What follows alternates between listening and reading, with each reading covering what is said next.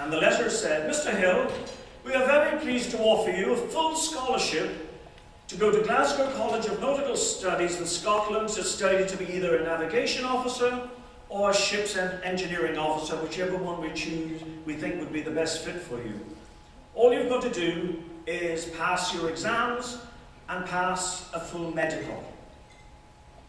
2 weeks later, I'm over in London, England at the corporate office. And I'm in the medical examiner's room, the medical officer's examination room, and I'm delivering my first ever urine sample. Immediately, things started to go wrong.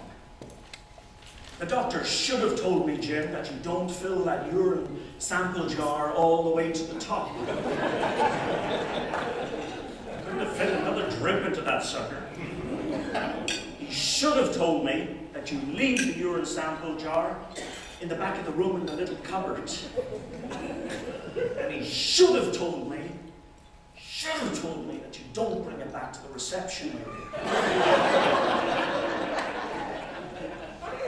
So there I was walking down the hall with my full to the brim urine sample jar. I pushed open the reception door with my foot and walked in. People glanced up. Then there was an electric sense of suppressed laughter. I walked over towards the receptionist, and she was behind those glass windows. She was young. She was pretty. She was cruel. Urine sample!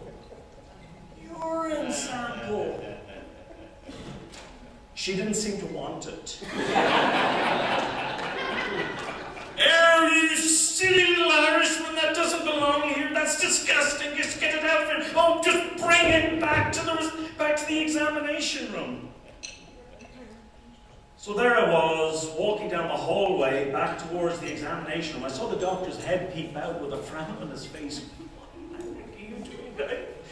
I got back in the room and he said, "Okay, you just leave that in the little cupboard at the room. Thank you very much." And then he said, "Dave, we now need to do what's known as the Farnsworth lantern test to check you for colour blindness. And Dave, I want you to stand here in front of this mirror. Behind you is the Farnsworth lantern. It's going to shine 3 pinpricks of light into that mirror. I need you to read them from top to bottom." He switched out the room light, switched on the lantern. He said, "Okay, Dave, read the lights from top to bottom." I couldn't see anything. I was up in the ceiling. Shoes on the walls. I said, "Sir, I can't see anything." He said, "It's okay, Dave. I'll try another combination of colours." Changed them around, switched it on. I said, "Okay, Dave, top to bottom." I said, "Sir, I can't see any colours at all." And then, to my horror, he switched on the room lights and he walked out, leaving me thinking to myself, I've just blown my full scholarship. I've no backup plan. I'm going to be milking cows for the rest of my life. A few minutes later, he walked in, a big smile on his face, and he was holding 3 really thick telephone directories. And he put them on the ground. And he said, "Dave, this has never happened before. I'm not sure if this is going to work, but could you do me a favour and just step up on these things?" I stepped up on the telephone directories. He switched out the lights. He switched on the lantern and ta-da! Pinpricks of coloured light.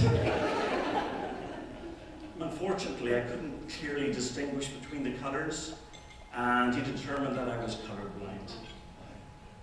He saw the disappointment on my face, and he said to me, "Oh, Dave, it's okay.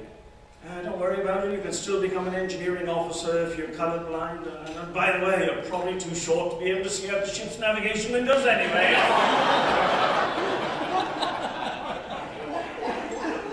Don't you hate the English?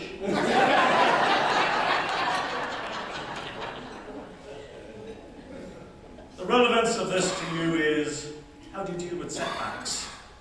We all go through setbacks from the beginning of our careers all the way through the end. Everyone here can relate to those meetings that go bad, conflict, you can't get people to agree and act on what you're telling them.